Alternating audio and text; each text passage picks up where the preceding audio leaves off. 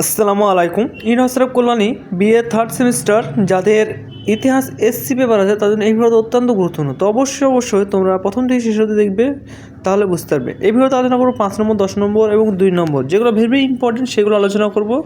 ঠিক আছে, তো তোমরা ভিডিও দেখতে থাকো এবং তোমাদের কোনো জায়গায় কিছু ভিডিও বুঝতে অসুবিধা হয় তাহলে অবশ্যই তোমরা কমেন্ট করে জানাও। আশা করি কমেন্টের রিপ্লাই খুব শীঘ্রই তোমরা পেয়ে যাবে।